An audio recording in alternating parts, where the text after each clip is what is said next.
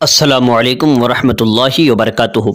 मेरे प्यारे और अजीज़ दोस्तों, आज का वीडियो जो मैं आपके सामने पेश करने वाला हूं, मेरी आपसे स्पेशल रिक्वेस्ट है, आप इस वीडियो को लाइक करें या ना करें, आप कमेंट्स करें ना करें, लेकिन मेरी स्पेशल गुजारिश आपसे रहेगी, प्लीज़ अगर आपको अपनी बहनों का, अपनी बेटों का ख्याल है तो आप इस वीडियो को आगे ज़रूर शेयर करें। देखिए, आरएसएस का और बीजेपी का और बहुत सारे हिंदू संगठन है जिनका ये उन लोगों ने इस मतलब कसम खाई थी कि हम लोग जो है 2100 बल्कि उससे भी ज्यादा मुसलमान लड़कियों को गुमराह करके और अपने बच्चों से शादी कराएंगे, फिर उनकी जिंदगी तबाह कर देंगे। ये काम शुरू हो चुका है और हमारे मौलाना लोग सब सो रहे हैं, सारे के सारे पीर अपने अपने जो है खानकाहों के अंदर सो रहे हैं। उन्हें ना बेटियों की फिक्र है और ना बहनों की फिक्र है। अब देखिए करना क्या है, हमें कुछ ना कुछ तो करना होगा। हम लोग ऐसे कब तक हाथ पे हाथ धरे बैठे रहेंगे? तो मेरी आपसे गुजारिश है, आप हजरात मेरा साथ दे तो इंशाल्लाह हम इन चीज़ों में जो है आवाज़ उठाएंगे और हम अपनी बहनों को जगाएंगे जो इन लोगों के और इनके जो नारंगी हैं, इन लोगों के चक्कर में आकर के अपनी ज़िंदगी बर्बाद कर रही हैं। इससे इंशाल्लाह हमको जगाना है। एक ऐसा वाक़या पेश आया है जिसको सुन करके आपकी रूह कांप जाएगी। ये इनकी कितनी घिनौनी साजिश है कि देखिए, अगर कोई मुसलमान लड़का किसी गैर मुस्लिम लड़के से शादी कर लेता तो उसको लव जिहाद बोल करके 5 से 10 साल के लिए जेल में उसको डाल दिया जाता है। लेकिन अगर एक हिंदू लड़का किसी मुसलमान लड़की की जिंदगी तबाह कर देता है तो उस पर कोई ना एक्ट लगता है और ना ही उसके खिलाफ कोई कानून बनता है, और बल्कि उसको मैं समझता हूं अंदर अंदर इनाम दिए जाते हैं कि तूने बहुत अच्छा किया, एक मुसलमान लड़की को तबाह बर्बाद करके रख दिया। अब देखिए, मैं आपको एक ऐसी स्टोरी सुनाने वाला हूं जिसको सुन करके आप हैरान रह जाएंगे। ये अभी 4-5 दिन पहले की बात है, कोई लंबी चौड़ी मैं पुरानी स्टोरी आपको नहीं बता रहा हूं।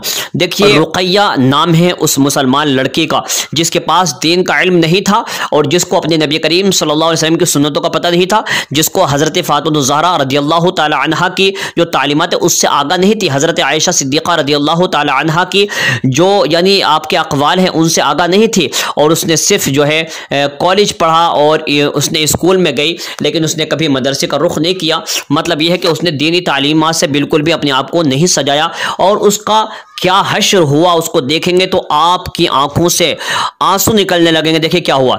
रुकैया ने अपने स्टूडेंट यशवर्धन की मोहब्बत में गिरफ्तार होकर अपना मजहब तब्दील कर लिया, मगर अब वो कहीं की ना रही क्योंकि यशवर्धन ने उसे बेसहारा छोड़ दिया और लव जिहाद पर हंगामा करने वाले इस मामले पर खामोश हैं। देखिए पूरी खबर आप सुन लें। लखनऊ के अमीनाबाद की रिहाइश रुकैया बानो ने 3 साल कबल यशवर्धन श्रीवास्तव से तब्दीली मजहब के बाद शादी रचाई, मगर अब यशवर्धन श्रीवास्तव ने मुस्कान बन चुकी इस खातून को दर दर की ठोकरें खाने के लिए छोड़ दिया है। रुकैया की हालत अब न घर की रही और न घाट की। इस पर अलमिया यह कि अब दोनों ही कुंबे इससे दूर इख्तियार कर रहे हैं। रुकैया के मुताबिक शादी के दिन ही उसके रिश्तेदार में दरार पड़ना शुरू हो गई थी। बकौल इसके दरार की वजह ससुराल वालों का रवैया था। मुस्कान के मुताबिक उसके ससुराल वालों ने उसके साथ जो सलूक किया इंसानी नहीं कहा जा सकता। रुकैया की सास उसे किचन के बर्तन और घर का सामान भी नहीं छूने देती थी और कहती कि तुम मुसलमान हो और तुम्हारे छूने से घर की चीजें अशुद्ध यानी नापाक हो जाएंगी। दरअसल मुस्कान के हिंदू बन जाने पर उसके ससुराल वालों को यकीन नहीं है। वो कहते हैं ये मुसलमान ही है और ये कभी अपना मजहब तर्क नहीं कर सकी। हम श्रीवास्तव हैं, हमें अपने बेटे की शादी अपने मजहब और बिरादरी में ही करनी चाहिए थी। मुस्कान बनने से कबल रुकैया लखनऊ के ही एक सिविल सर्विस इंस्टीट्यूट में PCSJ की कोचिंग देती थी। यशवर्धन वही कोचिंग सेंटर के मालिक की मारिफत वहां दाखिला लेने आया था और यहीं पर दोनों की पहली मुलाकात हुई। शादी करने की बात चली तो शर्त तब्दीली मजहब तक पहुंच गई। लड़के ने कहा अगर आप हिंदू बनेंगी तो मैं आपसे शादी करूंगा, वरना मैं आपसे शादी नहीं करूंगा। रुकैया ने कहा कि यशवर्धन ने शादी के लिए उस पर दबाव बनाया और एक दिन नौबत यहां तक पहुंच गई कि उसने चाकू से अपने हाथ की रग काट ली और व्हाट्सएप पर मेरे पास तस्वीर भेजी। रुकैया के मुताबिक यशवर्धन ने धमकी दी कि अगर मुझसे शादी नहीं की तो मैं खुदकुशी कर लूंगा। उसके बाद मैंने शादी कर ली और अपना मजहब भी मैंने चेंज कर लिया, बदल लिया। क्या मजहब तब्दील करने के लिए कोई दबाव बनाया गया था? इस सवाल के जवाब में रुकैया ने कहा मैंने यशवर्धन के कहने पर ही मजहब तब्दील किया था। यशवर्धन का कहना था कि अगर तुम मजहब तब्दील कर लेती हो तो मेरे खानदान के साथ घुलने मिलने में आसानी रहेगी। वो कहती है कि मैंने भी सोचा कि जिंदगी तो ससुराल वालों के साथ ही गुजारनी है। मेरे खानदान के लोग तब्दीली मजहब से खुश नहीं थे और शादी करने के बाद मेरे बाबा, भाई और बहनों ने मुझसे बात करना बंद कर दिया था। रुकैया का कहना है कि मैं लगातार अपनी वालिदा से बात करने की कोशिश करती रही गई। शादी के 6 महीने बाद मेरे वालिद को मेरे फैसले को कबूल करना पड़ा और उन्होंने तकरीब का इनेकाद किया। यशवर्धन श्रीवास्तव को मेरे ख़ानदान ने वही दर्जा दिया जो एक दामाद को हासिल होता है।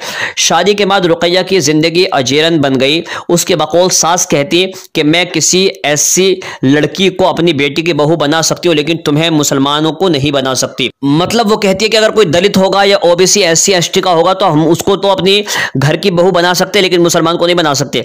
मुझे घर का सामान छूने नहीं दिया जाता, यहाँ तक कि एक कमरे से दूसरे कमरे में जाने पर भी गालियां दी जाती थी। मुझे सिर्फ अपने शौहर के साथ सोने की इजाज़त थी, जिस पर मैं सोचती थी कि क्या मैं कोई इस्तेमाल की चीज़ हूँ। मैं मुसलमान से हिंदू बन चुकी हूँ, या फिर भी मुझे घर में हो रही पूजा में शामिल नहीं होने दिया जाता था।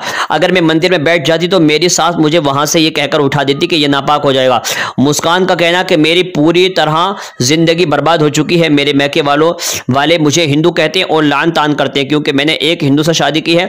मैंने किसी तरह अपनी माँ को राजी करके एक बरामदे में अपना बिस्तर लगाया और घर वालों से कहा है कि मैं आप पर बोझ नहीं बनूंगी, मुझे थोड़ा वक्त चाहिए, मजबूत हो जाऊंगी, फिर अपने लिए इंसाफ की लड़ाई लड़ूंगी। मुस्कान का कहना कि जो मेरे साथ हुआ वो कानूनन जुर्म है। मेरे शौहर ने मेरे साथ धोखा किया है। मेरे वालिदैन कहते हैं कि मैं हिंदू हूं और ससुराल वाले कहते हैं कि मैं मुसलमान हूं। मैं ये साबित करने की भी लड़ाई लड़ रही हूं कि मैं क्या हूं। लेकिन मेरा एक सवाल यह भी है कि क्या इंसाफ का तराजू किसी का मजहब देखकर इंसाफ करता है। मुस्कान का सवाल है कि मेरे जैसे मामला अगर किसी हिंदू लड़की का होता तो क्या उस वक्त भी यही होता। उसका कहना कि चूंकि मैं मुसलमान थी और मेरा शौहर हिंदू, इसलिए पुलिस ने मेरी शिकायत को संजीदगी से नहीं लिया। इसके बाद मैं आपको एक अहम चीज बता दूं, मेरी बहन, आपने शायद आपके दिमाग में गोबर भरा हुआ था, जिसकी वजह से आपने यशवर्धन नाम के लड़के पर भरोसा किया, अपना ईमान भी तबाह कर लिया और अपनी जिंदगी भी तबाह कर ली। मतलब दीन भी चला गया और दुनिया भी चली गई। एक बात याद रखें, मेरी सारी की सारी बहनें याद रखें, आप ये समझती हैं कि आपके साथ यानी इस्लाम में इंसाफ नहीं होता और आप जो है धर्म परिवर्तन करके चली जाती है हिंदू धर्म में। अरे आपकी अकल कहां मर गई, कहां डूब गई आपकी अकल, जरा सोचें। मतलब ये लोग जो दलित अपने आप को कहते हैं, उनको अपने नल से पानी भरने नहीं देते, अपने मंदिर में आने नहीं देते, यहां तक कि जो वो लोग इन्हीं के जो यानी देवी देवता उनकी पूजा करते हैं, उसके बावजूद ये लोग जो हैं अगर इनकी शादी में वो आकर खाना खा ले तो उसको जान से मार देते हैं, जैसे कि अभी पिछले 2 दिन पहले हुआ। इसके अलावा अगर कोई दलित शख्स जो है वो घोड़ी पर सवार हो जाए तो ये उसको जान से मार देते हैं। ऐसे हजारों वाकयात रोज होते हैं। मगर मेरी माँ बहनों, आपके दिमाग में गोबर भर गया है कि आप ऐसे लड़के से शादी करने के तैयार हैं।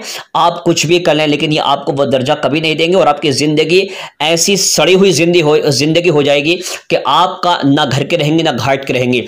प्लीज मेरी बहनों से गुजारिश है और तमाम बेटियों से गुजारिश है, प्लीज थोड़ी सी अकल का मुजाहिरा करते हुए आप ऐसी गलती ना करें। किसी भी गैर मुस्लिम पर कोई भरोसा और ट्रस्ट ना करें, वरना आपकी जिंदगी रुकैया की जिंदगी बन जाएगी।